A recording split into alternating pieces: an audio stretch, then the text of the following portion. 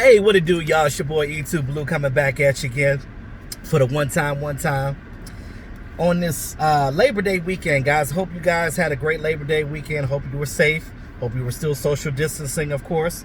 I ain't do nothing this weekend, just work, just, trying to make some extra money, trying to pay these bills off, because, bill collectors is all up the rear right now, trying to because the pandemic, man, everybody been struggling. So hope everybody's doing all right.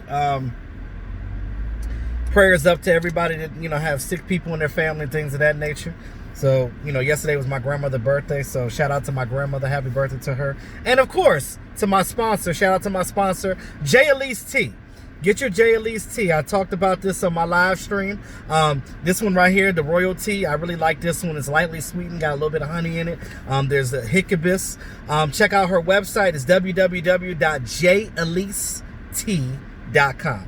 That's www.jelisetea.com. ELISET.com. Check it out.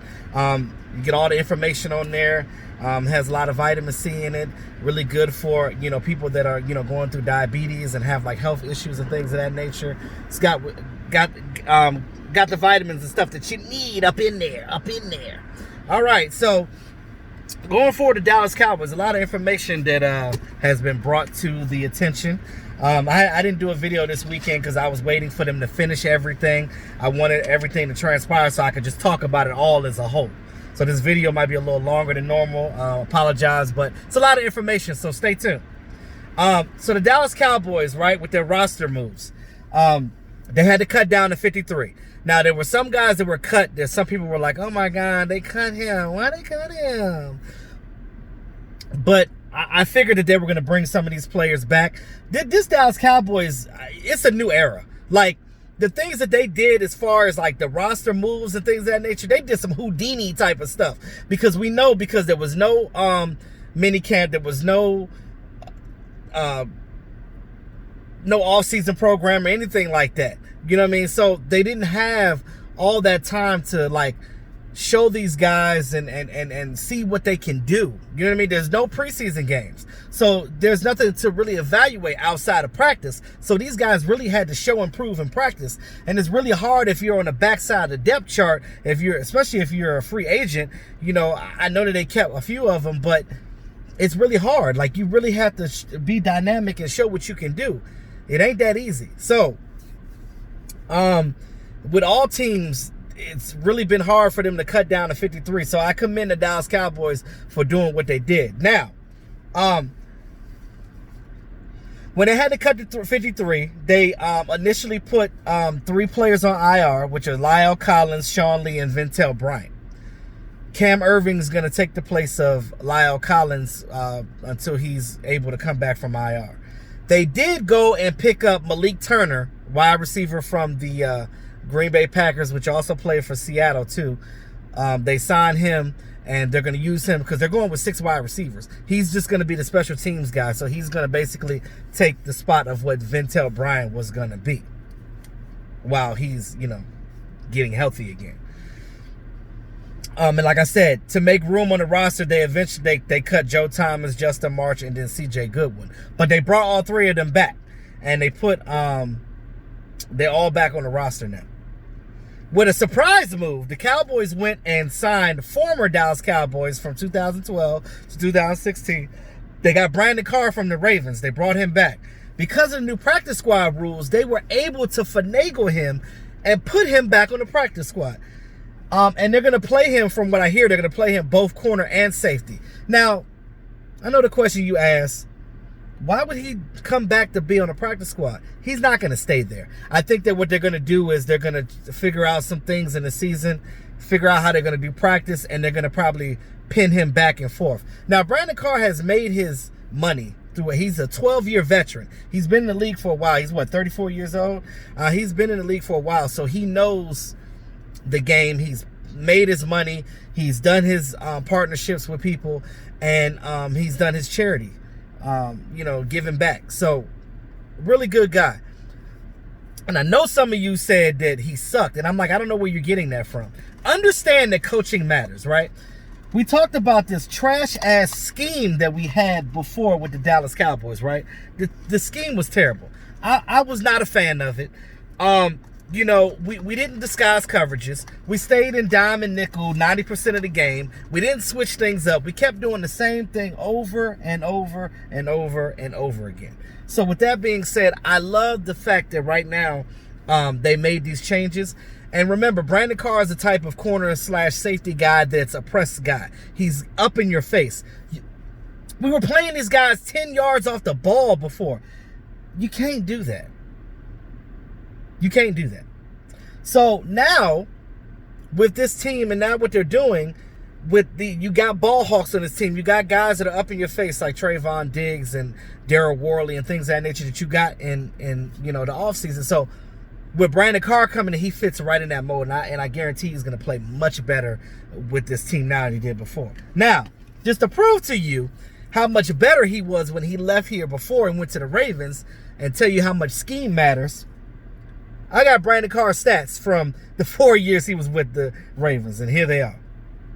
So his first year there, in 2016, he had 61 tackles, 9 pass breakups, and 1 interception.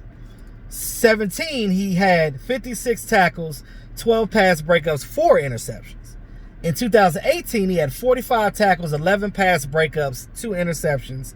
And then 2019, that was when the Ravens got Earl Thomas. He had 49 tackles with 6 pass breakups. And that's not including any rushing and rushing the passer. I didn't add those. But you know, those of you that love you some Earl Thomas stats from the year that he was with the Ravens. 35 tackles, 2 interceptions, 1 forced fumble, and 2 sacks. Now, the numbers changed for Brandon Carr that year because with the addition of Earl Thomas. So, you know, both of them actually were there to make plays.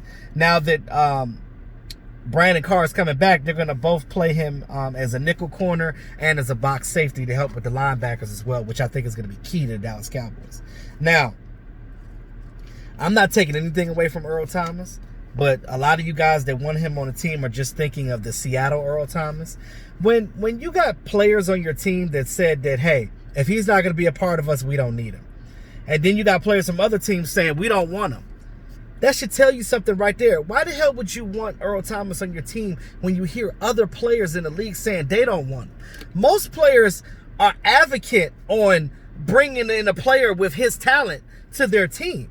But they're like, if you're going to bring a guy that's going to break up your locker room, that's not going to be good for the Dallas Cowboys. And I know some of you guys are just looking at it as the talent only. You guys are being fanboys and fangirls. But as a YouTuber, I have to tell you that, you know, I have to be different. You know what I mean? I love Earl Thomas' game just as much as the next person. I'm not taking that away from him. But when you look at what the Cowboys have right now on this roster and how these guys are gelling with each other and the chemistry they have, you don't need a guy coming in there causing problems that you're going to have to cut anyway and waste some more money off the cap. You already wasted $2.25 million on HaHa Clinton Dix because you cut him. And you did the same thing with Gerald McCoy because he got injured. So that's the money they got to eat. They got $11 million on the cap space right now. We're not trying to waste no more money. We're not in the business of wasting money. So with that being said, you want to have the best talent on the team, and you also want to have the right kind of guys. Now, I know what you're gonna say. Well, E2, you know, you need a dog on your team. You don't think Everson Griffin is a dog? He's a dog, but he's also a teammate. I don't mind having a bad character guy, long as he is with a good teammate. I don't want a guy that's going to come in here and be a bad teammate. And then here y'all go, oh, well, what about Charles Haley? He was a dog. He was a dog. Yes, he was. But he was also a great teammate. He wasn't a guy that broke up the damn locker room like Greg Hardy did, like Theo Ratliff did. Those are the guys that you don't want on your team. Yes, they were good, but you don't want that animosity. You don't need that. So if you're going to get a guy like Eric Reed, okay, I'm cool with that. They went and got Brandon Carr. Those of you guys that thought he sucked, understand that when you see him play again for the Dallas Cowboys, it ain't going to look like what he did before because we're not running the same damn scheme. Understand that coaching matters. And I ain't going to say the shit again. Anywho, since we're talking about practice squad stuff, so since we signed Brandon Carr, and I had to write all this down because a lot of information. Since we signed Brandon Carr, the practice squad rules for 2020 is this. This is how you were able to put him on the practice squad. Number one, it was 4 different segments. So number one, practice squad players who do not have an accrued season, which are rookies, first-year players, free agents, and walk-ons. Number 2, players who were on the active list for fewer than 9 regular season games in their career. Number 3, up to 4 players who have, so you can have up to 4 players who have no more than 2 accrued seasons. And then on the practice squad, you can have up to 6 players with unlimited number of accrued seasons, which would be Brandon Carr being a 12-year veteran. So you can ultimately have a guy that's been in the league forever on your practice squad now. And you can have 6 of those guys. Now that the practice squad has been pushed up to 16 players because of the COVID-19 and because of, the new CBA rules and them trying to keep it competitive, that was my favorite change that they did. I just think that was awesome just to keep things right. Now, Jesse Holley came out and said it. So shout out to Jesse Holley. He said when he first came to the league, it was only 6 to 8 players on the practice squad. Now it's 16. He's like, this is crazy, like just to see that. And I'm just like, I love the new rules that they implemented now. I just think that it's great. I'm all for it. Now let's go into the 53-man roster depth, right? And then I'll talk about the practice squad guys last.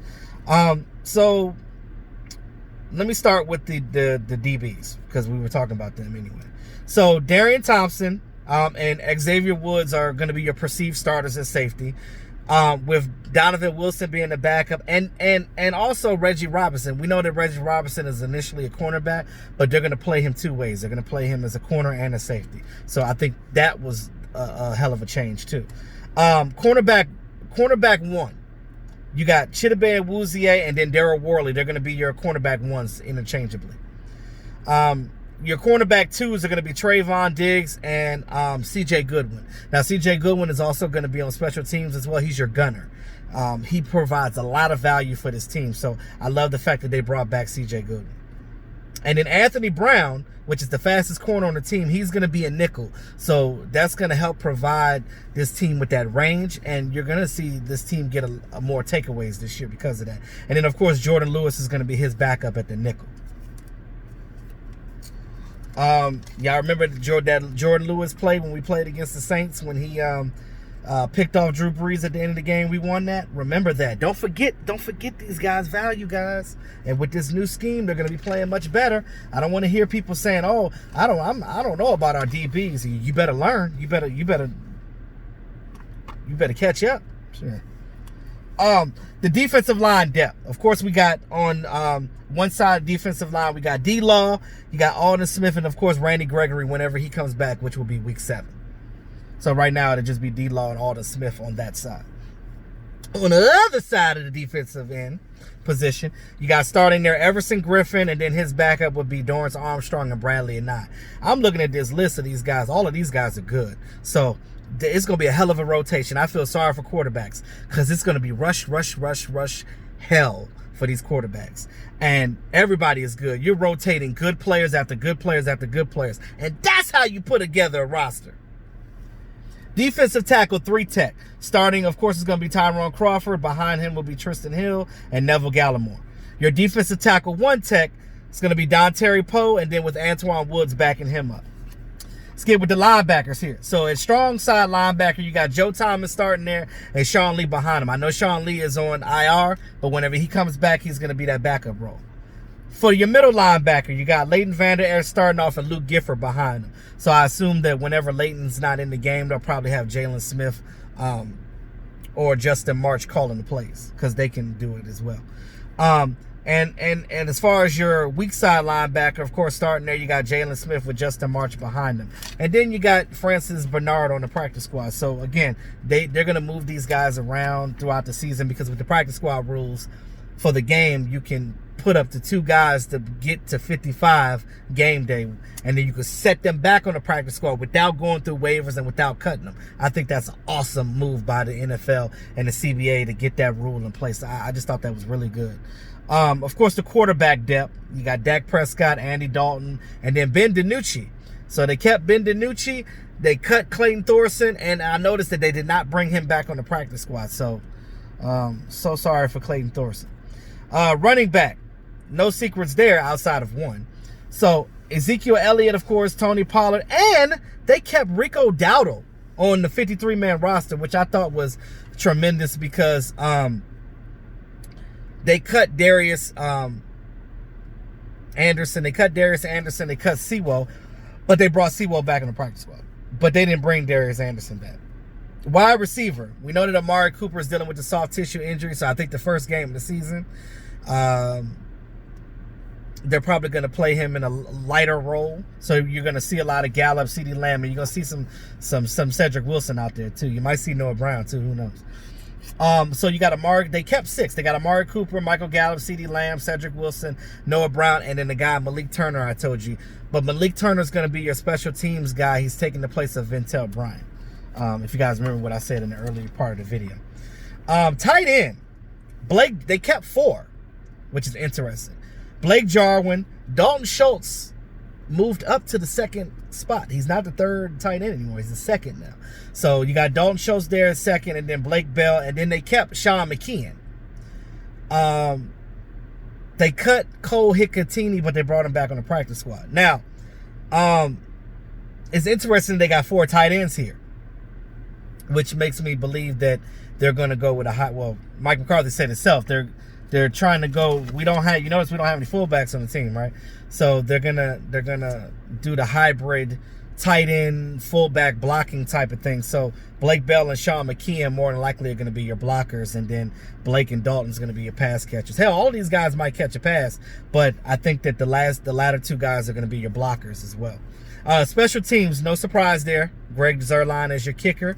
You got Chris Jones as your punter, your puntisher, and he's going to play much better with Bones as the special teams coordinator now. And then, of course, the oldest guy on the team, Luis Felipe Ladasor, is your long snapper.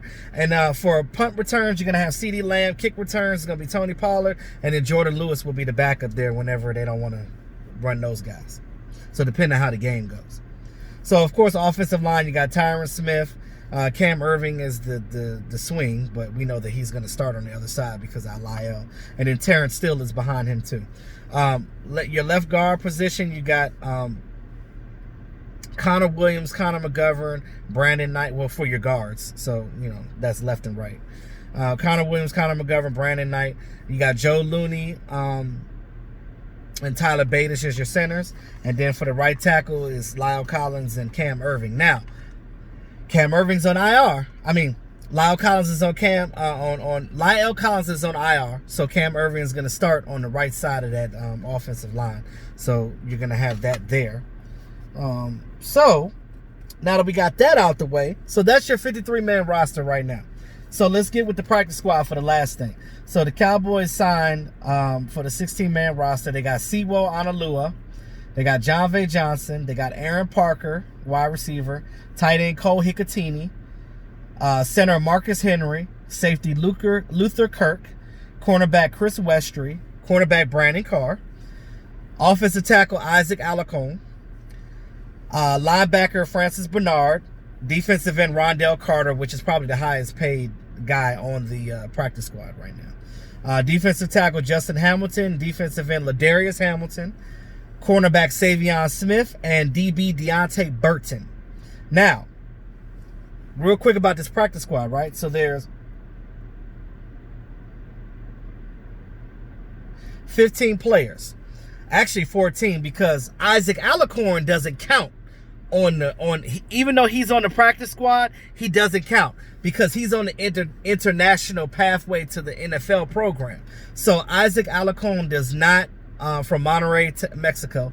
He does not count on the 50. He does not count on the practice squad because every team has to have that one international guy on their team, and he's that guy. So he doesn't count on the practice squad. So basically, it's 17 players on the practice squad, but minus him. So with that being said, all the guys that I just mentioned, there's still 2 more spots left. So who's gonna get those 2 more spots on the practice squad? Just say. I got those names too for you because you know E2 Blue got your back. Once they get clear COVID protocol, they're gonna bring Eric Smith, offensive lineman from the Jets, and Elijah McGuire, running back from the Jets. Both of those guys will be on the practice squad as well to fill out the rest of their practice squad for the 16-man practice squad, which actually 17 if you add Isaac, but Isaac don't count. So for the 16-man, with those 2 guys, once they clear protocol this week, that will they will be added. So there you go. There's your team for 2020 Dallas Cowboys. Now, again, we know that player acquisition is 365 days a year, so they're always looking for players to, round off their team. But that's what it is right now, guys. I'm excited. I'm looking at the players and understand that yesterday was the last Sunday without football. Next week, the Dallas Cowboys play Sunday night at the Rams, SoFi Stadium. Get excited, guys. I'll be at Mark Holmes' house. We'll be doing the damn thing, recording live for you guys. Also, too, the first game of the season is Thursday. I think the Texans are going to get their ass whipped by somebody. So, Eastside Cheryl. Oh, yeah. So we'll see how that turns out. But we got football this week, guys. Get excited. Get pumped. Get ready for the season. Sorry the video was kind of long, but I had a lot of information to get out to you guys. So that's where we at. So that's all I had. Let me know what you guys think about the roster as a whole and how you guys feel about. Are you guys pumped for the season? Let me know what you feel. In the meantime, between time, thanks again all my subscribers. Thanks for the new subscribers that came in. And if you're new to the channel, don't be shy. Go ahead and tap that notification bell. Hit that subscribe button. It's your boy E2 Blue, always keeping it real. Peace out.